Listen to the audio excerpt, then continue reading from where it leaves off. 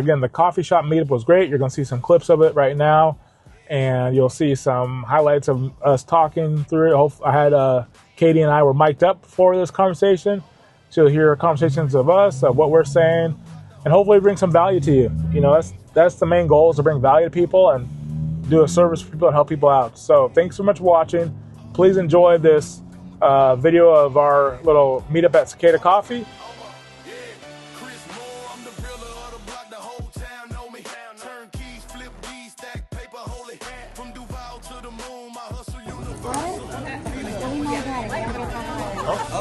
We got it.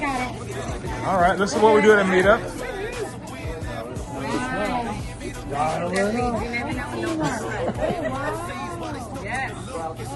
All right, hey. All right, so first off, let's just ask we're gonna have some general questions, like how many people in real estate for less than a year? Raise your hand. All right, how about less than 5 years? And over 5 years, who's 5 to 10 years? Okay. How about more like close to 20? Who's been in 20 years? All right. So I just want to say also, I guess he just popped in, so say thanks to Nate. I know he's going to expand this place out. This is his coffee shop in there, so I really appreciate him, you know, letting us come out here and hanging out.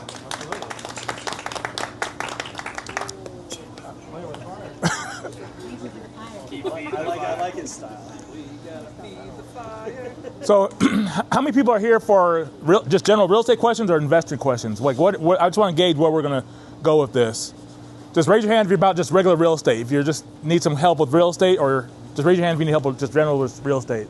All right, investors, raise your hand if you're trying to. All right, so if you're an investor, you got to talk to Sean, number one, because again, the lender, the money is the number one thing that you're going to need by far, and you know everything comes into effect. You know, you don't realize how much like your credit score. If you're, him and I were actually, just to be told, we had a conversation yesterday. I'm applying for a mortgage or a hard money loan, and they pulled up a late payment I had in 2023 on a mortgage for my VA loan, and that affects everything. So when you start doing if you want a decent hard money person, you got to really check your own mortgage, all your own bills, and have that in space. Now there's other hard money people that let you borrow money, but they're going to be 12% and 3 points at closing, which is going to be more money out of your pocket. So just really focus if you're starting out investing, or if you got to go with a good lender, because that's the main thing, is the money. Hard money? Everything. Anything you need. VA, HELOC, stripper and cocaine money from Vegas. I'm your guy. I got people. I got people anywhere. But yeah, hard money and conventional side too. So one thing that I try and help investors with as well, like when they go to sell their home, I can be their preferred lender on their listing, so I can pre-approve all your people that are trying to buy your flips. Because as a flipper myself, I know the hardest part of the biggest fear is you go under contract with somebody and you're like, is this person really going to buy the house or not? As a lender, I know like pre-approval letters, I can just fire those off in an email to somebody, not really pre-approve them. They just said, hey, I need a pre-approval letter to do this offer. It's like, okay. So that gets tossed around a lot. I offer that I can help pay for title fees out of my own pocket as your preferred lender to incentivize your buyers on your flips. And that way, whenever somebody comes to me for a pre-approval, I'm like, hey, don't mess with this person. You know, credit's terrible. They don't have any money. They just, it's a dream that's not going to come true for them. Move on to the next. Because what you don't want is go under contract with your flip and then fall out 30 days later, and then it's got to go back on market. It's just a nasty look. You're getting under asking price from then on. So I just try and hit all scopes. I help the hard money side for your fix and flip loans at great terms and rates. If you refinance into a Airbnb or a long-term rental, I help there. And then I can help on the normal mortgage side for your buyers and incentivize them with some things that I can do out of my pocket to help encourage them to steer my way. So, all across the country. What was your last name, sir? Bailey. And that's actually true. Yes, sir. Sean Bailey? Yes, sir. I did actually refer him a client also in California. Yeah. And he's going to help her out to get a house in California. So yeah, he's. But one other person we didn't recognize, I forgot to recognize, is my buddy Andrew. Come on up here, Andrew. Come on, man. Come on. Come on. To get him out to like an event is like. First one this year. First one this year, and probably he didn't do anything last year. But this guy, I talk about Sean, the money side. This guy, I don't want to. He's my personal, he does all my flips for me and does it for Kady. So we don't want to like get him out there to too many people, but he's been the best for us for the last probably 18 flips. So I mean, if you got to get, this is what I'm trying to show people, like the team is really what makes a difference. And having someone like this, like Andrew, like people ask me, what do you do when you put in a flip? Like I don't ask any questions. I just say, Andrew, I got a house, and he just does the rest. So you do the numbers, and then Barely. Yeah, I wouldn't say that. He finds the deal. He finds it. Yeah. I just go look at a house and say, Andrew, let's go this one. And then he tells me, he'll say, he's like my mom sometimes. He'll be like, Christopher. You know, and then that means, oh man, well maybe my numbers are a little bit off. But without his help, I wouldn't be able to do anything. But we make it. We're still here. You're still standing. Yeah, having a reliable contractor that you can trust and that you know will execute and get a job done in a super short period of time, like 6 weeks, is key, because it allows you to kind of move on to the next project and have him run the show. And a lot of times for each house, we kind of have like a template, like that we've done are probably about, I don't know, we've done over 15 houses together now, but I'll be like, okay, I want this one to be the Whittington, which is the design we picked for that house. And then this one to be the Corona. So he knows what we want, and it makes it easy for him to just kind of move forward and get it done without asking us a ton of questions in between and holding us up. So, and vice versa. So we just make a plan from the beginning. And yeah, we would be nothing without Andrew. He's amazing, but we don't like sharing him that much. But no, I'm just joking. Yeah, but anybody who's oh, there's a little dog. I'm in charge of the dog, so I can see the dog. Has anybody here flipped a house before? Flipping one now. Oh, awesome. So you know how important it is, right? To have someone. Absolutely. It's everything. Absolutely. And when you don't, and I took a break, and I lost my contacts, my main contact, he actually took on a job with a contractor, a restoration service, and it turned out to be my first nightmare because I didn't have the right person. Yeah. And not that they didn't do a bad job, it came out really nice, but they dragged it on, and I kept paying for it. And that's the thing, and time is money. Yes, and I paid dearly for it. Yeah. I should have just scraped it because I got 2 lots with it, and that's the reason why I bought it. Yeah. 2 buildable lots. And, Wow. So, in any case, I used to do flips back when the market crashed in 2008. It was flipping properties that allowed me to save my own house. Yeah, nice. Yeah, I made the mistake one time of not using Andrew, and the project ended up taking what was supposed to be 6 to 8 weeks, 7 months, and a profit of $40K that I was supposed to make ended up being a negative $5K. So it's crucial. Yeah, one of my first flips, I didn't use Andrew. It was out in Gainesville, and he told me don't do it, and I said, no, man, we can do this. And I trusted the partner I had out in Gainesville. I trusted that person, and the contract they had was a part-time contractor, so the guy would just work on a mirror in the bathroom for a day, then not show up for like 3 weeks. And that's how I got behind on my own mortgage. I'm trying to pay Kyle at Yellowbird monthly. I got to pay him. You know, and it's like, man, I don't want this to go bad. But that's really good now. I'm understanding when you get a contractor that can go out and give you an idea of what your cost is going to be without trying to sell you just for the job. Yes. Actually watching out for your back. Yeah. Well, that's great. Yeah. So he came in and said, so we had to let go of the person we were working with, and Andrew came in and said, man, I'll fix this, but man, you owe me. So I think I still owe him like 20 times for other different deals. So that zero we were going to make is now negative, like semi-located, negative $5,000. We got to pay the AC guy. So man, I'd rather have someone who like Andrew I can just trust. He sends, goes in there, tells me everything. He has all the people, all the connections, so I don't worry about anything. And that's just the more important thing is having these connections of a money guy and a contractor. It makes life so much easier when you're doing the flips. So what is like the standard you would say to make off of a flip that is like you should go for it, or say, okay, like this isn't worth it? Or is there some point in time where you're like it's on market too long Oh man, that's every day right here. No, so I got one that's in the hood that I put a tenant in it because there's just. You're getting to work. Yeah. So I got one in the hood that I put a tenant in it, but that's where the lender comes in really important, and that's why I switched from like Kyle or John to Kady for this one, because Kady would give you 12-month terms, and so when you got to put a tenant in it, you're not sitting there trying to get a refi with a hard money guy. Like Kyle will be like, okay, he wants. Like someone drilling, it's all right. Kyle will be like, he wants maybe 2% to refi the property at 6 months, and so that's like, oh crap, you're gonna. But with Kady, and he has terms too, where if you do a 12-month thing, you're protected. So he gives you time to place a tenant and then refinance it later, do a DSCR loan to get out of it. But it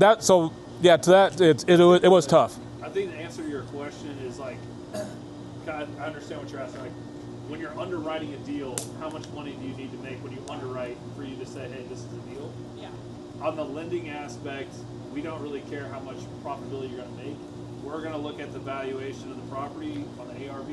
We're only going to give you enough money for 75% of whatever that new value is. Now, in like some sort of mentorship programs that people pay tens of thousands of dollars for, they have different formulas, they have different calculations. At the end of the day, you're your own business person to say, hey, after I underwrite this deal, I'm going to make $10,000.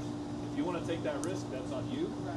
How I kind of tell my clients if a deal makes sense or not for first-time flippers when underwriting the loan side is, if you're not going to make at least 10% of what the ARV is, meaning if you're buying a house for $250,000 rehab and the ARV is like $400,000, you need to be at least making $40,000 in a safe cushion for that deal to make sense. Some people will underwrite that deal and say, hey, I can still make $25,000, and that to them is $25,000 of comfortability.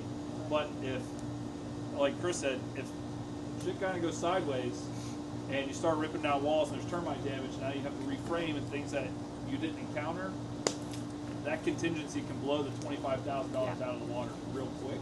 And you can always plan for a fun surprise. Right? Yeah, exactly. So I've always heard, that's not necessarily my rule, but I've always heard people saying at least 10% for the risk reward factor of like, if you're doing $1 million renovation or $1 million home, you need to be making at least $100,000 for the risk and the bubble that you need to have in case of the oh shit moments in cushion. So it really depends on your comfort zone though, because then sometimes if you do general real estate, like do I take this 200K house or I take only 400K listings? Right. And some people are like, I ain't gonna bother a 200K house because it's only gonna be $6,000 in commission. Right. So it really depends on your comfort zone, what you know about the property, and like I know at least I can sell it and make 20K and walk away. Or if you can't, so, and to that answer, like if numbers don't make sense, I just tell people when I meet them, I'm totally transparent. Look, we can either list it as is, I can buy it for my cash offer, or we kind of do like a hybrid listing where we fix it up and then we sell it. And so I got a couple of deals like that where I'm working on where I'll fix up the house with the seller and then we sell it. So I don't want to leave the appointment without doing something for the client. Yeah. Now, when you fix it up for the seller, where do you come out of the park? You're just the listing agent that's helping them fix it up? Well, we write it up saying like we did one in Orange Park. Andrew did like 10K worth of repairs. We paid it. Kady and I paid it up front, and then when we closed on it, we got reimbursed with 10K, and we charged them higher commission. It was a small deal, like 185K. So you still got the listing. Yeah. Plus a little bit higher commission. Yeah. And I know you don't want to get all the listings, but for my years of real estate, and some people don't want the small listings. The small listings will really help you out in the long run. They suck, but when someone looks at so for example, like there's comes like HomeLight, there's comes like Fast Expert, they're going to look at how many listings you have sold. They don't care. They care about the price, but they're going to look at how many. They'll be okay. Chris has done 40 deals last year, and then that's going to give you like we'll offer you free leads, not free leads, but we'll offer you leads that will be a referral based lead. And so if you don't have a history of selling homes, and people care, but then again, if you only made 10K off a flip, but people look at your history like, oh man, you sold a 300K house. Now the seller's like, oh, I trust this person. They actually sold some homes. So to your answer, I don't have a minimum. I got to figure out ways to make money off each deal and figure out a solution. Yeah, and that's right. As you go along, you'll You have to understand the basis of your cost and your time. And you may get this house under contract, and you don't want to go through the expense and everything for the time for it, but you may be able to flip it to another flipper for $5K just right at the closing table. Right. You know, you got that. But to answer also your question of rental, rentals can also be another avenue. I was doing turnkey rentals. That's how I saw that business model, and that's how I started and got going. If you take a look and you see that you can put in a tenant for at least 1% of what the sales price would be, you will be able to, and still have a pad, you'll be able to sell that to investors that are looking for turnkey rentals. And I did real good when I started out doing turnkey rentals. That's what I did. Again, and that's to his point. If you at least have if you do like with a deal with Sean or someone else who will give you a 12-month loan, you have that flexibility to find that to get ready for an investor to buy as a turnkey rental. But if you have the 6-month loan, you know you're really under pressure to get things done, and any kind of hiccup is gonna like just slow you down and hurt you. Do you have something, Danny? I guess I'm just going to add, kind of on the basis of what we're all talking about. There's essentially a lid for every pot, and I think every single one of us that has had experience investing, it was 100% of the time born out of a need for some kind of creative financing. So like the equitable interest deals where the house will just not compete with everything else in the market, and giving that seller an option, right? And it makes you money, it makes them money, it's great. Yeah, it's all about defense. So, you know, a flip, a DSCR, there's all these different ratios and numbers you can look at, but I think at the end of the day, it's just, you really shouldn't have to say no to any deal that comes across your plate, and yeah, there's the honest tool. Yeah. That's what we do, creative, solutions based off that specific situation, And then it's, even with real estate, it helped me out. I did a lot of Zillow leads in the beginning, and that helps to make it so you have to call people or answer phone calls and be ready for them. So now I do like HomeLight and Fast Expert, and I found that even though these people are, HomeLight leads are Google pay-per-click leads basically, and they're really crappy leads. They're really crappy leads. However, I found that when I start going back and calling people, that out of the 100 people, 8 people sold their home. I'm like, dang it, I missed out on all these leads because I didn't call these people. So now I'm being more proactive about calling the people. So it's the same for general real estate. If you just keep following, even though people will turn you down on the phone and all this stuff. And we have one lady we're trying to help downtown in Hood. And what did she say about when you called her, Katie? Miss Mildred, what did she tell you? Oh, yeah, she wants me to talk for her. But, sorry, but my camera's like right behind you. Miss Mildred.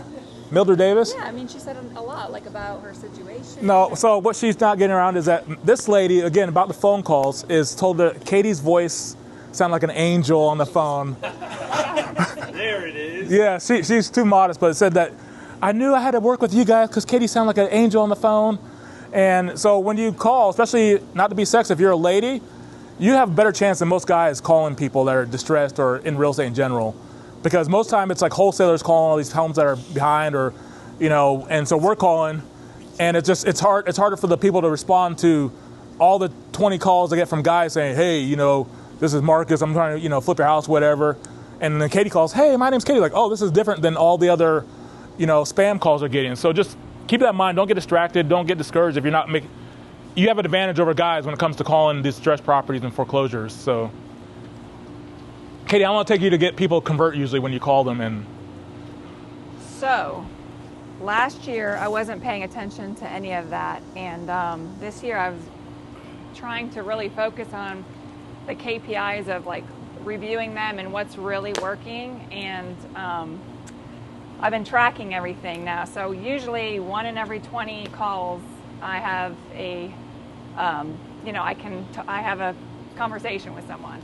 And then usually 1 out of 10 conversations I can make an appointment, but following up with them is everything, and it takes a whole lot of time. You're really just trying to kind of change their perspective a little bit and help them figure out the answers for themselves, because you want to partner with them. You don't want to be the bad person telling them you need to do this or you need to do that. So it's just kind of coming out of a place of concern and kind of guiding them until they come to the realization themselves that they need to be proactive and do something when their house is in, I'm talking about when their house is in foreclosure. I call pre-foreclosures. We missed that. I mean, it works with every lead, though. Every lead it works with if you call them. And for me, I call them. Now I started a system where I call them, and then I'll send a postcard out after that. So I have I have a postcard for flips. I have a postcard for my general real estate. And then when I call them, send a postcard out, then the email goes out after that, and then text messages go out after that. So I created a system and I use Follow Up Boss. I don't know what CRM you guys use, but I use Follow Up Boss, and that works the best for me. And then I have that system down where I connected it to a mailing service. So when I'm calling the person through Follow Up Boss and they don't respond after, say, 2 phone calls, I just click the little thing and they'll send a postcard through Follow Up Boss, and then they'll get the mailer. And then, but I also verify, I check Forewarn and make sure that the mailing address is what I got on file. So that way I've sent out too many letters before to the wrong address or someone not living there, and it works out. It just takes time because then I get random phone calls. And one thing I learned from coaching is if you do use Follow Boss or CRM, make sure you have different phone numbers for each thing you're doing, because that's the biggest game changer if you don't have different phone numbers. So I go in Follow Boss, you can have like at least 4 phone numbers. And so for my YouTube I have a phone number, for my mailers I have a phone number, and for my general Follow Boss I have my regular phone number I've been using for like the last 5 years. That way, when I see a lead calls in through Follow Boss, I can track where that lead source came from. Or when they call off the postcard, I can see, oh, they called off my postcard. Because Follow Boss say, hey, they called this company number, and it's all labeled in Follow Boss to see which number. Otherwise, you don't know how to track which effort is going, successful for you. What's your highest conversion? Somebody told me that postcards are still the highest conversion for them on the lead source, which I think it matches to a personality, to be transparent, because John had this guy come in that does nothing but mailers, and I loved what he said. I'm like, that's my personality of I don't like talking on the phone, but I can create little mailers and designs. And the mailers have been, I'd say, it's probably like maybe a 2% conversion, but it's just low hanging fruit, just sending out like regular, especially like say last year, December, I set up 3 months worth of mailers in advance to the people I knew I want to mail, because then they had a special holiday special on the mailing company. So I'm like, okay, let me get that 20% off now and just set up January, February, and March mailers. So then it'll be like a postcard, and then get that going through. But it's easy for me. I need the mailer for a shield, and what I mean by that is so I send out the mailer and I can say, hey, did you get my mail? Otherwise, I feel kind of weird calling someone and not having a reason to call them. But for me, it's easier to say, hey, I sent you a mailer. Did you see it? Or the fun part about the mailers, if you send out ones with like automatic pricing, you'll be amazed how many phone calls you get back saying, I'm not selling my house for that. I'm like, well, I'm glad you called though, Yeah. And so I make a note in my Follow Boss saying this person checked my mailer. And so now it's okay. Now I'm switching from the investor mailer to my regular real estate mailer. So at least you know that when people call you back on it, that you got a contact, and then it's all just about numbers and contacts from that point out. And consistency. Yeah. Consistency is everything. Right? Yeah. How do you track your leads? What do you mean? How do I track them? All the people that you call. So I just go based off of a Google sheet, a spreadsheet, and so every time after I'm trying to be very consistent about calling at least 2 hours a day, Monday through Thursday, and timing it between like 9 and 12, giving myself that and putting it on my schedule, because like time management is everything. Like I felt like we were so busy last year. We were active. We were always driving to houses. We were always popping in, popping out, doing this, doing that. But we really we didn't achieve a whole lot at the end of the day. Yeah. And at the end of the year. So really kind of looking back and seeing, and I think we were doing that to avoid the one thing that truly works that we don't really like doing. And that's me hopping on the phone. Like I do like it, and I know that I feel like I'm good at it because I like people, but I would rather be out and about with people. No one wants to sit down and just make those calls, but you got to do it. And so it gives you so much clarity to kind of be like, this is a plan. This is what I'm going to do to take action and make it happen, and then execute the crap out of it, It's a spreadsheet. Yep. Google spreadsheet. Yep, and then I track, conversations, appointments, contracts. I've never done that before, but really, it's really like powerful because it makes me excited when I'm like, look what I did this week. And it wasn't that bad, and look at the results. So I'm on a mission to do that, to stay consistent with it. Again, that's why I use Follow Up Boss for me, because when you make all your calls through Follow Up Boss, whether it's your phone or on your computer, it tracks every call you do, and it tracks your text messages. So you can at least know, like, when you look back at okay, let me check on Wednesday's calls. And I'll click on the calls and I can see everyone I called, and okay, let me follow up with these people, versus trying to go back to, like, where did I leave off at and where did I do this? And it works for me, especially because the years I've been in real estate, I can tell when I've had a great month, and I look back, I'm like, oh, 3 months before, I sent out 5,000 text messages, 3 months before, and that's why this month was good. Then when you have a bad month, like, oh, I sent out 200 text messages that month, 3 months prior. So you just know that when you don't put the effort in, you can't track it. You're like, okay, where's my time gone, all this stuff. Where do the text messages come from? Phone numbers. Where do your texts come from? All through Follow Up Boss, all through just... So it's like a fake number? No, it's a Google number, but it's my Follow Up Boss number, so it's a company number. I've had the same number for like probably 5-6 years. I've had the same number for 10 years, and God forbid with Apple iPhone, somebody marks your number as spam because you're screwed. Yeah, I mean, if they do that, then I switch to my iPhone. But generally, yeah, so there's that, but I still use the same number. As long as you don't call probably 400, 500 people a day through Follow Up Boss, you won't get flagged by other carriers as a spam number. Yeah. Yeah. I mean, go ahead. But I don't do that many calls, so I might do 50 calls a day. So I'm never going to be flagged as... I do 0. 50 calls a day is a lot. Yeah. I don't even do 50 calls. Not when you talk to other people who are better. Like, I do 400 dials. You're like. They live and breathe for it. Yeah. You do a DNC on your calls? So that's where the letter comes in, and that's why I like going back to having the history of having the deals done.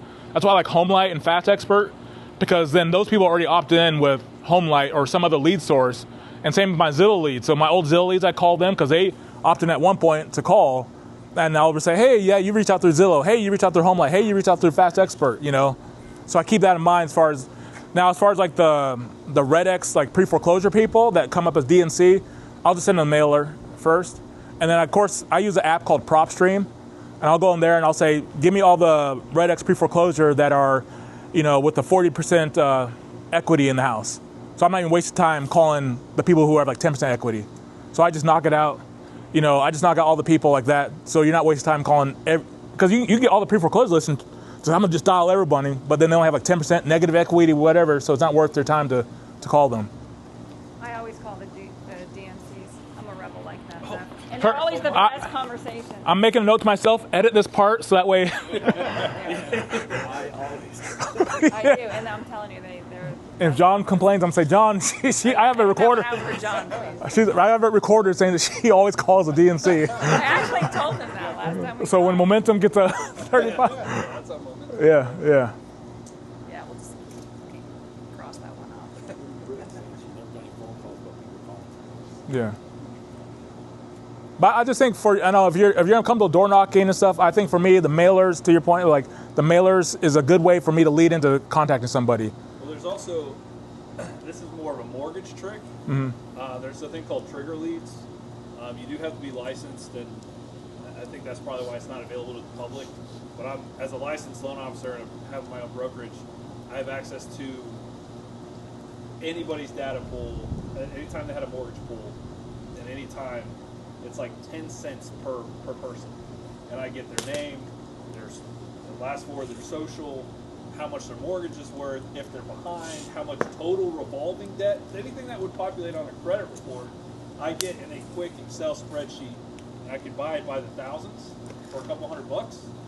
And what we do is we would scrub. Now this is, once again, different kind of atmosphere. I was doing this in the refi boom for people who needed refinances, and we could specifically just weed out, hey, anybody that's over 5% interest rate, I'm going to blast these people through, air, land, and sea, and say, hey, let's get you to a 3% interest rate at that time. Now that same data pool can happen, but it's a very, very cheap method. Even if they are on the DNC list, when they have their credit pulled, which you just filled out an application of mine, yeah. I have an automatic email or text message that hits you once you complete your application saying, hey, go to the DNC website, go ahead and put yourself on DNC. Because as a mortgage loan officer, my competition would buy that trigger lead. And I don't know if you've heard so many people being like, hey, as soon as you pulled my credit, 1,000 people called me nonstop. So those are trigger leads. Your data, whether you know it or not, you agreed to have your information, your credit score, your all of that, anything that's on a credit report, blasted out to be purchased by hundreds of mortgage loan officers. And what they do is they call you immediately, hey, I saw you just had your mortgage pulled. You trying to get a mortgage? Here, let me beat that guy's rate. So I tell people, as soon as I do the application before I pull your credit, go on the DNC list. We're going to wait 24 hours. Then I'll pull your credit. Then it won't populate on there. Oh, that's a new dangerous. No, that's a new problem now. I don't know if you guys heard. Yeah, we were. There's a new thing starting. It's like FEI, FinCEN. It's ruining things for people if you're a LLC. I don't know all the details, but the government's asking for a 114 question survey that you got to fill out, and then you got to send it into the government. They got to review you and get you approved to buy the house. Then they're going to check. So if you do, say, for example, if you're buying a flip and you're going to do your binder deposit out of your personal account, and you're going to buy the house with hard money, but you might use your regular business account for the down payment. They will want to pull the records on both accounts. Whatever account you use for that property, they want the records on all accounts tied to that property. So the government's going to look at your bank accounts for all that stuff. So it's going to be, that's if you use LLC. So if you use your personal name, they're not going to check anything. But I think from beginning of March something, March 1st, any home that's closing with the LLC, they're going to want to see the records. So can you just quickly mention your LLC after? I haven't got that road, but yeah, you probably could. But then you got to deal with the hard money side of it. Federal. Vincent, it's like financial income. something. It's so I just had a briefing with the title company because as a hard money lender, doing these fix and flip loans, it doesn't affect me on my side as the lender, but people are going to be buying, like hard money lenders almost require you to put into an LLC because it's a business purpose loan. So unless you're getting private money where they don't care if you put in your personal name or not, the LLC, if there's, let's say, Chris, Kady, and I have an LLC together, they need all of my financial records, Chris's financial records, and Kady's financial records for the title company to record, hey, their business account had $100,000 drop in it. Where did that come from? And they're going to be sourcing all of these random funds now where, if you are an experienced fix and flip investor, a lot of times you do get, private money to help for the down payment, the closing costs, or you have JV partners that throw in money into a pot. Now all that has to be sourced, counted for, everybody in the LLC. So it's going to get pretty.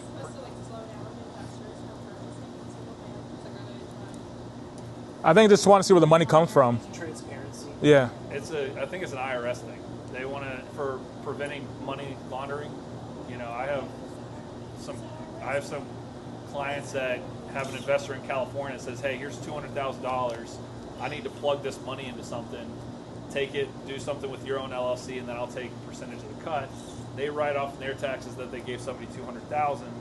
It's just like I said, it seems to be a money laundering thing that they're trying to maybe prevent. I'm not sure, but it's going to be a pain in the butt.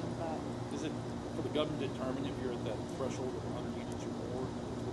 It could be. Corporations to, It could. I mean, it could be in a long run. Be like because they've tracked now which LLCs bought what, and then which one has sold it. Well, you filled out a 114 question survey, and they know, are you here or are you one of these guys? Yeah. It very well could be. The right way, like you don't have to really worry about it. Well, the institutionalized investors that you're speaking of, I think that's probably a point of it too, where these hedge funders, when Trump made that statement of like, hey, no institutionalized investors allowed to buy more single-family homes. Well, a lot of wholesalers, even in Simple Cell like Dom and Sam and those guys, they use hedge funders all the time for their purchases and sales on wholesaling. And when hedge funds kind of came to a stop, I spoke with one of them. And they're like, that didn't stop anything. We're not buying it with their money. They're giving us money that we're buying it with our own LLC. We're not institutionalized investors. So I think because of that, that's what they're going to be looking for. That's another good point. Yeah, that was one of the things too. They said, well, what about the holding companies? Yeah. They may own a few LLCs and they have single-family homes in their name. So again, that big circle might It's gonna get weird. Yeah, it makes it harder though, because then again you have to, to your question, you can't just quit claim it because then I bought it with the LLC, or I bought it with my personal name, then the hard money guy's like, no, the loan's attached to this person. Yeah. You can't just transfer the name over to your LLC after you buy it. Is it better to go into a corporation now? I mean, I don't think it's gonna be. It won't be that. Trust too. Trust. Yeah, trust is even worse because Everything's gonna be. Everything's being scrutinized. Yeah. Really way out. Unless it's in your personal name, that's the only way you get around it. Trust LLCs and cash buyers. And that's not just for hard money. It's for any traditional loan. Yeah. Yeah, but your traditional loans aren't going to be. Those aren't going to be that bad because you're just buying your personal name, and most of the time those are buying through a mortgage, so they don't need to track anything crazy. It's the investment properties that are going to get the real magnifying glass, which, like I said, are coming from hard money, cash buyers. So even if you're an investor and buying straight cash out of your own pocket, anything pretty much non-QM, and then anybody that's buying in a trust, they want to look at all the details there. So it's going to get kind of the unknown. There goes my investors that buy from me as a real estate agent. Well, a lot of them, it's something you need to tell them Especially about. my people out of country. If we're doing it together, we'll just both buy it in both of our names, our LLCs. Yeah. Yep. On title, it'll say Chris and Kady on title, and the loan will say Chris and Kady. Okay. Then you get a bunch of mail saying, "You bought it." Kady, Kady's mail come to my house saying, "You got insurance or whatever." I'm like, so yeah. So are you guys mostly here to kind of learn how to fix and flip and where to get started? Yeah, I mean that's. Yeah. Right. That's the fun part. The best advice I could give, honestly, would be to take action. I just jumped in head first, and that's the best way to learn. You learn as you go, and you know what? You're going to make mistakes along the way. We're always here to answer any questions. We're always open to JVing your first few times as well, because I feel like I've learned so much by partnering with people that I would make a lot more mistakes doing it initially on my own. So I'm super thankful I got to do that. But don't get stuck by analysis paralysis. You can know everything under the sun, but nothing's going to matter at the end of the day if you're not taking action or doing something. So I would focus on try to have three lead sources, whether it's cold calling or door knocking, whether it's social media, or whether it's paid leads, just for example, or whether it's your network, your sphere of people. A lot of your friends that you guys know that their parents are getting old and their houses are run down, they can't take care of it anymore, the house just needs too much work to go on the retail market. You can come in and give them a very nice cash offer, which typically is, numbers to me are everything. I'm a little bit more conservative than Chris. And I'm going to be even more moving forward because, I've been in the negative last year and it sucks. It's not fun. So you want to focus on the ARV, what that house will sell for. And like I said, when it sells quickly, not. And I always price it right under the comps by around 10K, believe it or not. So I know it'll sell for that price. So then you're going to do 75% of that number of what it would sell for, the ARV, minus the renovations. I don't ever offer until I've walked a house with Andrew and I've gotten an exact breakdown of what everything will cost, a complete rehab of the house. So your ARV minus 75% minus those renovations, that's your offer. That typically allows you to have enough cushion for when things go wrong. I'd add on another 10% for the closing, because now everyone's asking for 6% closing cost help on the buys when you sell it. So make sure you add that wasn't really a factor, but now if you have a $300K house, that's going to be 18 grand off a $300K house. That you're like, crap, I wasn't ready for that. And you know what? We led too much with our emotions last year because we felt bad for sellers that were in distressed, really tough situations, and it kind of cost us in the end. So you said ARV minus 75%? Yes. And then you're going to minus the rehab of that property. I'm 75% of the ARV, right? You start at 75% of the ARV. Yeah. That's your starting number. Starting there, okay. Yeah. 25% of the renovation. Was I not saying that? No, you said minus 75%. I'm sorry. I'm not sorry. Yeah, 75% of the renovation or Yeah, ARV is yes, what I'm yeah. trying to say. Yeah. Yeah, like, man, you gotta find a good deal. Minus 75%. Yeah, Holy sorry, crap. no. I mean, but if you're just like where I'd get started though, like she's saying, there's either call, but I do a lot of driving, and when you're driving around, and you know, you just stop and you look at the address and look it up on Zillow or whatever, see when they bought it, and get a kind of rough idea of what the loan is, and don't be afraid to knock on the door, or don't be afraid to look up the number on Forewarn. Do a mailer. Mailers are again, everyone has she's doing great on social media. Mine's more of mailers. What works for me. But you gotta, so I can't compare her social media to me and be like, crap, Kady's been killing on social media. If that's not my jam, exactly. then I can't beat that, because otherwise I used to beat myself up. When you get into real estate and you're meeting other investors, I cold call 500 people, I door knock 500 houses, and I do 1,000 mailers. Like, oh my gosh, and then you realize, oh crap, I suck. I'm not doing any of these, you know? You do what you know works for you and what you're good at, and just focus on that, you know? Don't compare. With Forewarn, does it track how many times you're putting in a name or No, it doesn't. It doesn't. So No. You can do You can do a million searches. I will say, so we used to pull numbers for tracking, and we would have the VA go through on Forewarn and do every single one. You will get flagged at some point, but you just call them and they can unlock it. Do they ask hey, what is the purpose that you're looking for this? I know it's technically supposed to be for you looking out The conversation was, hey, we noticed you went from pulling up 25 people a week to 1,000. You know, is there any reason for this new? I do that many showings. It's and we just we're working with a lot of people. We're just verifying. Is that on the MLS? No, that was Forewarn. Forewarn's an app for realtors. Let you pull up people's. Cool. You put in the phone number, and it tells you the name and address, their criminal background, all stuff. Cool. Yeah, it's awesome. Yeah. So after you run the numbers, then you That's what it's supposed to be for. and then, or do you? You can't really run the numbers until, he walks the property and gives you the rehab estimate. Is that what y'all were doing back when there was multiple offers? What I wasn't in on that time. Yeah.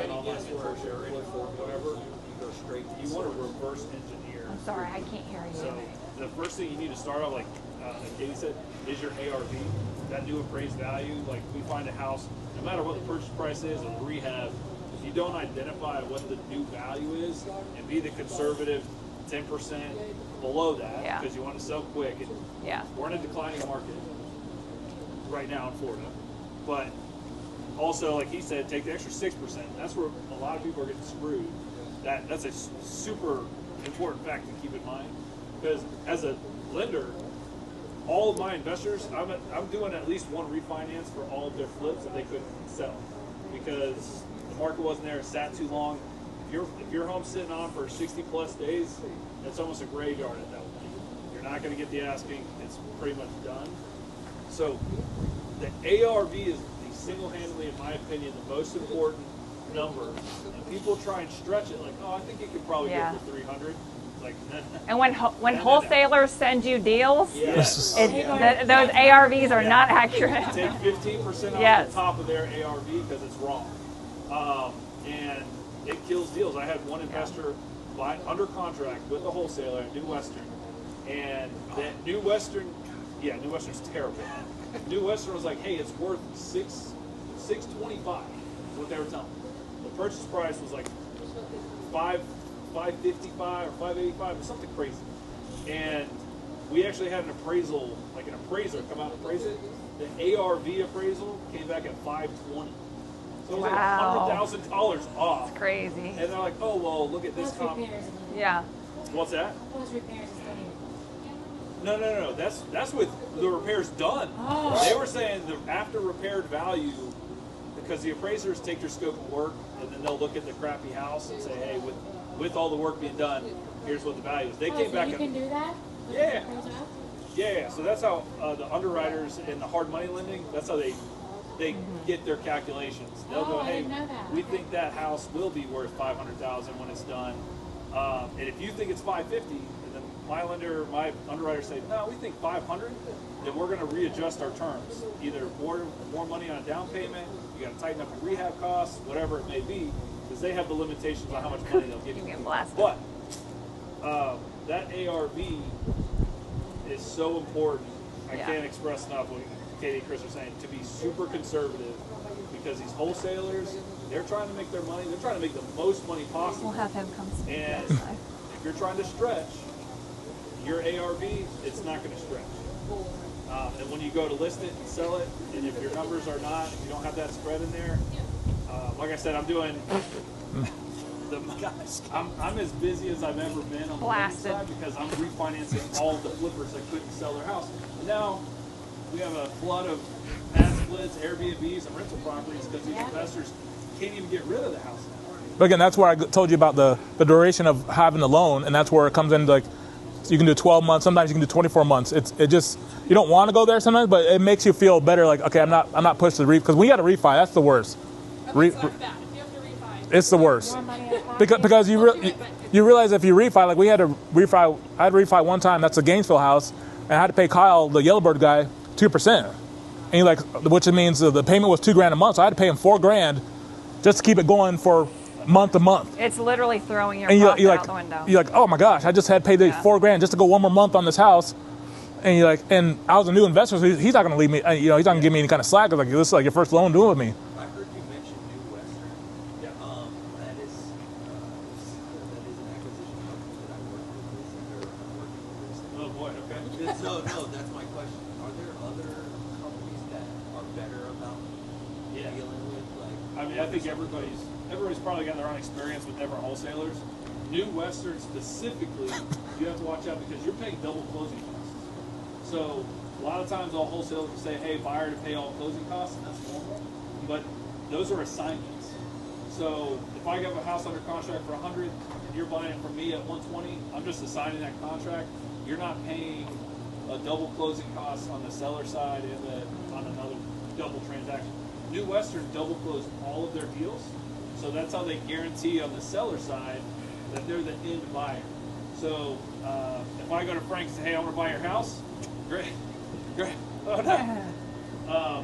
Frank goes, okay, well, I don't want to deal with wholesalers. Hey, no worries. My contract's non-assignable. So I'm going to close with you. Here's my EMD. Then I, as a New Western agent, I go to you and say, hey, come buy this house. I give you a whole new purchase contract. You're now paying the closing costs and all the transfer taxes, all the title fees and everything that happened on this transaction. That already got paid for. Hasn't been paid for yet. You're gonna pay for it when they're wholesaling it to you. And you're paying, because they hasn't closed yet.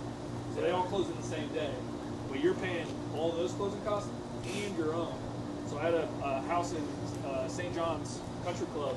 It was an extra $16,000 extra because it was a $700,000 flip. And the transfer taxes were like $6,000 on one, like every transaction on transfer taxes has to happen. It's like for every transaction, it's going to be there. So even though you pay transfer taxes on the first mortgage, you're going to have that same transfer tax on the second mortgage immediately. It's not like property taxes. It's literally a state Florida tax to transfer title over to a new company. So, and it's based on a percentage of what the loan amount and purchase price is. So, yes. So you could be with New Western. They just say, hey, buyer to pay all closing costs, but they don't really elaborate with you. Hey, this could be an extra $10,000 out of your pocket, and you don't put that into underwriting. Then your EMD is already hard, and you're kind of stuck. I'm sure it's pretty bad. So who are a couple of companies that don't do that? Yeah. I mean, I've used like net worth. I mean, they're all, I mean, I'm not saying they're all the same, but they all are making money. They're all just streamlined businesses. So if you're selling a property, I'd just be leery and say, look, I have to close on the 24th. If you're using New Western or if they're the buyer, and say, and like he said, I did one with net worth, just closed on it last week. I don't know what they did with the property, but they did buy it. They closed on the date they promised, and that's the main thing. Is when you're representing that seller, like, look, I have to close with it. I don't care what you guys are doing. And don't send me the email later on, send my own property back to me, saying the ARV is this, price, you know. So, but I think they're all pretty much the same. Not gonna, you know, I don't want, because they're all just businesses, and it works for them. Just be cautious of, like, if the numbers make sense for your client, and the deal gets done, it doesn't matter to you. But you just want to get that house sold no matter what, and if someone's in a situation, just get it done. But there's like network. Just get on. If you're on the Yellowbird page, you'll see they'll all pop up there. It's just important to ask if it's a double closing or if it's an assignment. Yes. Because if it's a double closing and the wholesaler says, "Hey, pay all closing costs," make sure you're not paying for transaction A's costs. Because like he said, they will put on the contract it's not assignable, but they will do exactly what he says. Like it's, yeah. But they'll have a buyer. It's weird how they do it. It's a loophole. But I don't really care. Again, as long as my client's house can sell, that's all that matters. I was going to add 3 things, and I'll go backwards. So on that one, I would actually say the vast majority of people that participate in wholesaling are not large companies like that, and they will not all double close. Yeah. That is just something that those companies do when they make their offer to a seller, so that they can guarantee that they're getting the contract. So it comes out of their bottom line ultimately, but they're also going to pass that on to you if you're buying from them. I would say DSCR is probably, you had asked this question before, like John said this a year ago, and I think this is still the case now. Most people don't really want to hold on to it because it's a liability, right? So when you're looking at your defense, I would say the most important thing is when you identify a deal, you talk to your money person first. It's like, hey, listen, I found this. Do you agree with me, yes or no, before I even go any further with this? Yeah. Because they're the person that's going to give you money, and that dictates whether it's worth the rest of your time or not. And then you go into the deal of, okay, I'm going to offer the seller this. Maybe they take it, maybe they don't. The rental is your last defense on the back, and you will know that on the front when you talk to the private money guy, because you'll see on paper here. There's 3 ways for you to do it. You can flip it for a dime to somebody else, make a quick 10K. You can do it yourself, tie it up for 2.5 months, make 60K. Or, worst case scenario, if neither of these 2 play out, then you've got a property that you have to close on and keep. And you can make this much money per month renting it. You have to cover your loan, of course. Yeah, it's the last resort. Okay. And not all money guys are the same, right? Like there's some Oh, yeah, out no, there that are very conservative, some that are. No. Well, money guys, like in my world, what I've noticed, like anybody can be a hard money lender, by the way. You don't have to be licensed. You don't have to do anything. You just pop out of the world and be like, hey, I know how to talk loans and I know how to get set up with these lenders and so on and so forth. And they're there to make money off you, just like wholesalers. So they'll fund you in a bad deal. Like me personally, Yeah, be careful with that, Chelsea. The lender may still say, hey, we'll give you money for this. And then I'm looking at the numbers, I'm like, this is too tight. I'm going to tell you, hey, this deal smells like shit. Yep. Stay away from it. Like, That's how I met Sean. That's why he stood out to me, because we won't mention the wholesaler. Yeah, there's a wholesaler. Anyways. But hadn't talked to this guy, didn't know anything about him a day in my life. And I was trying to buy a condo in New Smyrna to buy as a short-term rental. And the wholesaler referred me Sean to talk numbers. And once we started breaking it, he spent 2 hours with me, and he's like, I'm sorry, Kady, like these numbers aren't making sense. Wow. And so because he kept it real, he didn't know me from Adam. I didn't know. With a wholesaler. Yeah. But look what has happened in return, Sean. Look. Well, hey, but no, this, and this started our relationship here, which is much more important. But to that point, any lender out there, if they're skis ball, like you got to beware, especially on Yellowbird and other sources. I just trained an intern essentially to kind of go under my wing to help me with my business, and he ended up stealing. I can't say too much, but he's not doing what's best for the client or myself as my employee. So he's over there on Yellowbird. I'm not like doing anything about it. But just beware of anybody that you find that says, hey, I'm a hard money lender, and their profile picture or their Facebook doesn't seem legit. Yeah. You'll get burned real quick. Well, I asked that because, I know a couple of hard money lenders, and not ever having to use one, I won't say, somebody new in the lending, like John. John was brand new. He's very conservative. Yeah. He is not going to, whereas somebody like Three Shacks, Rob, would have given you the deal. No, but see, Rob's denied me a couple times. Like, hey, Rob, I got a house downtown the hood. He's like, I've owned 300 houses down there. I'm not going there.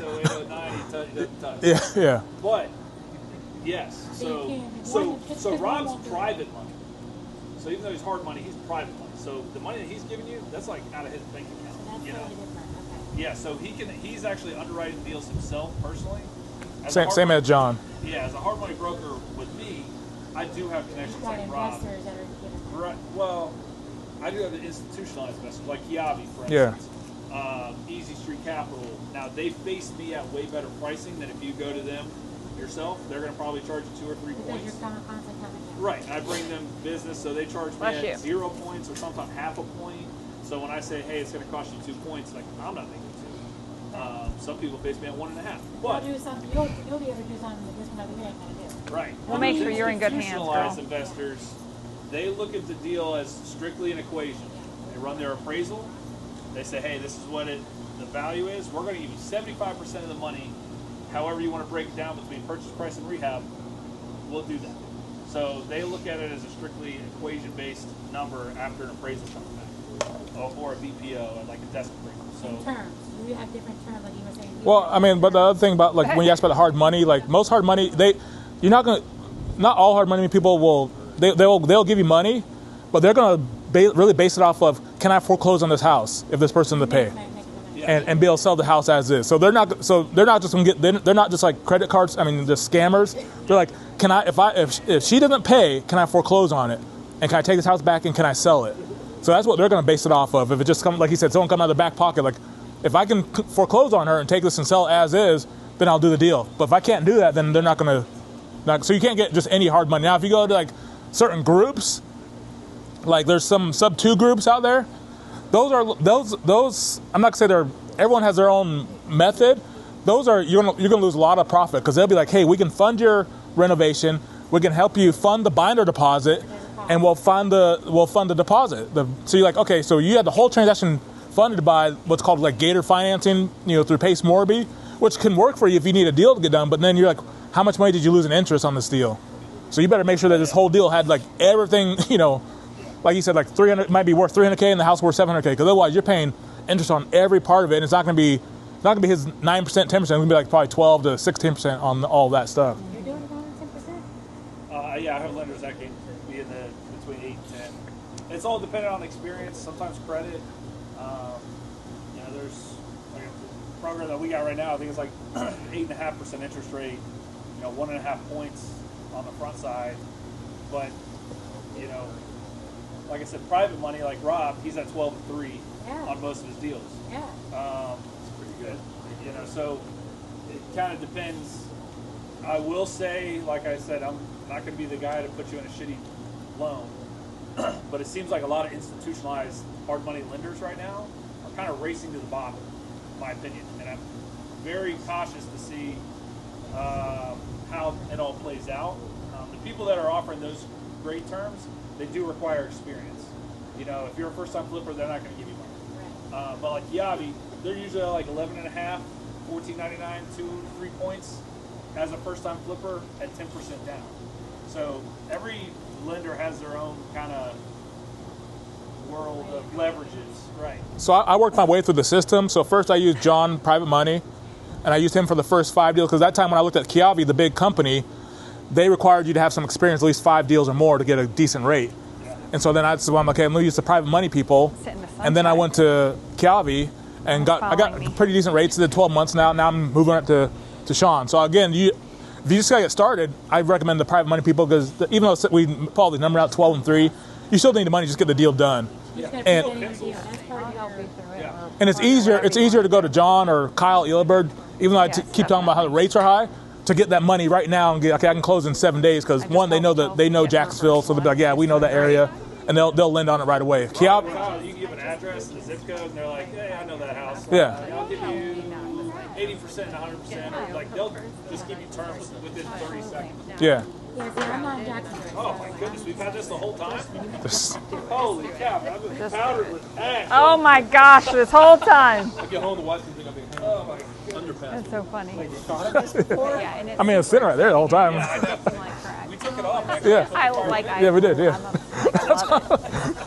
Oh my gosh, yes. So I'm glad that's pretty much, if you got any last minute questions before we wrap it up? Well, just wanted to say I've got to go. Good time. time. And Chris, Yes. good to meet you. Kady, thank you so much. I'm so good to meet you finally I'm too, Ed. Continue talking to Hank. Awesome. Just to let you know, I'm taking another angle on this. I did this back when just before the market crashed in 2007. I got fascinated with this, and that's infill construction. And I was wanting to do this, and I put my bandit signs out to We Buy Houses. This group from a church over on Norwood called me up and said that they were donated this house, this house. It has to be torn down. Kids want to go on a mission. They'll sell it to me for $10K. So I did. And this is back in 2007. And I went through the fire. Learned how to found a contractor who would pull the permit for me, did all the work, built it, and sold it, and made about $10,000–$15,000 on the first one. And I had to go through a hard money guy, bowstringer, and when I found this other beautiful lot up in the forest, really nice. Ed. And I went to Bo. I said, I got another lot. He says, Ed, it's 2008. The market crashed, and you can buy them cheaper than you can build them. So I had to put that all on hold, but I do have 2 lots, and I'm looking for somebody if they want a JV on those lots. So the info lot? Yeah. Okay, I'll give you my card. Heck yeah, man! Look at that. Any other questions? Any other?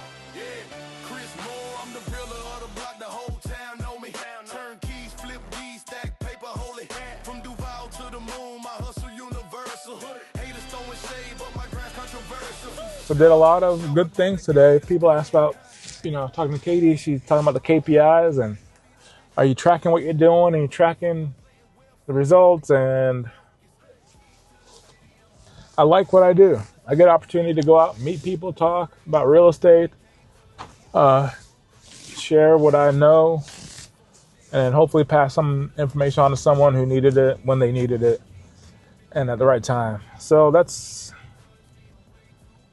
the fun part about what we do. You gotta figure, hey, we spent the morning at a coffee shop at Cicada Coffee, located in Jacksonville, and it was a great experience. The second time we've done this, we had a lot of people for us show up, and we ended up, it got a little chilly outside, so chilly outside for Florida standards, even though some people were still wearing shorts. So we started a fire, had a great time with that. And we were able to chat. We were able to chat about real estate, and I didn't really have an agenda for. I didn't really have an agenda for where it was going to go. So I just wanted to do it, meet people, see who shows up, and discuss things. And I'm really glad that Sean Bailey showed up. He's been a good hard money lender partner of mine.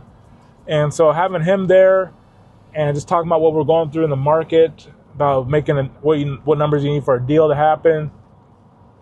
I know some people want to know, well, where do you find a deal? What do you do for a deal? How do you get a deal? All this stuff. And it's just, that one's really hard to quantify. It's like, it's to find a deal, it's really pretty basic. Either you just got to do contacts. Either you call people, meet people, or text them or email them. That's pretty much it. There's no secret formula. How do you find a deal? It's just about a number of contacts when you go out there. And if you're not trying to make contacts and you work in what you can do in your capabilities, then you're not going to find a deal. So there's no secret to where do you find a deal. You find a deal by just going out there talking to people and meeting people, and do your best about just being genuine who you are, and then the deals will show up. Might take a minute, but you'll find it if you just be consistent about going out there meeting people. I'm not specifically good. I'm not really a cold caller, so I'm not sweating. That's not my main jam, is to cold call people. My main focus on how to get deals is to get in front of people and just talk to them. So that's why when we did the meetup, I could break down how you really can contact a deal and go through all that. But, I want to talk about what I want to talk about at the time, which is funding and financing deals, and what to do about the money situation, how to look at the numbers, and what do you got to account for when in this current market. What do you got to look out for when you're doing a flip? Because now one big thing I tell people, you got to add another 6% when you're doing your ARV. Instead of being at 75, you might want to be at 69. Sorry, I kind of laughed when I said that in my head. Because now the extra 6%, you got to be like, okay, buyers, closing cost fees. The buyer probably wants some closing costs paid on behalf of the seller, which is you if you're flipping the house, and they might want up to 6%. So now it's going to take away. So if you have a $300K house where the ARV is $300K, you're losing 18 grand off the top. So your ARV needs to come down. Not your ARV, what you're thinking, what you want to offer on this house needs to come down to factor that in. So that's just one of the things we talked about. But again, if you're one of these people who's new to real estate, new to investing, it's the same model as far as real estate and investing, as far as getting leads and getting business done. Is just number of contacts and how you put yourself out there. So there's no great mystery to it. Either you find a list to cold call, and that could be expired listings, it could be distressed homes, or you go out and door knock, and that's find a neighborhood you like, farm that neighborhood, door knock the houses, look up people's phone numbers and give them a call after you door knock, or send out a mailer to neighbors. There's so many different things, but it's all just a contact game, and there's no secret sauce to how to find leads or how to get started. It's just you pick up your phone or you head out the door and you start talking to people. It's pretty cut and dry. So I wouldn't pay for leads if I was starting out. I do have a couple referral programs I work with that send me leads, but you got to do a referral with them. So if I went in this current day and age for real estate, unless Zillow came down the pricing for leads, I wouldn't pay for any leads. You'd have to make sure they're really a qualified company that gives you, well-qualified leads, because they're hard to come by. And then with a buyer broker agreement, you have to sign with, if you're doing buyer leads or something, and you just got to be really careful. Hey, thanks so much for watching this video. I hope you enjoyed. I hope you liked it. This was just, this was one of our meetups we try to do. We've done 2 at Kady's place at 57 Heaven, and I've done 2 at this coffee shop. So we're trying to make something go monthly. So if you're here in Jacksonville, Northeast Florida area, we'll meet up. We'll post it on Facebook, social media. Please follow me on social media to find out more events and what we're doing, what I'm doing about real estate. At the same time, I really want to thank people like Sean, the hard money guy, for coming out. My buddy Andrew, who came out to the event, you'll see a brief clip of him. He was great. So I want to thank you so much for those people for hanging in there, being my partners. Kady especially. I wouldn't be doing real estate now without great partners and a great team. So, but again, thanks so much for watching. Please like and subscribe, and see you on the next one.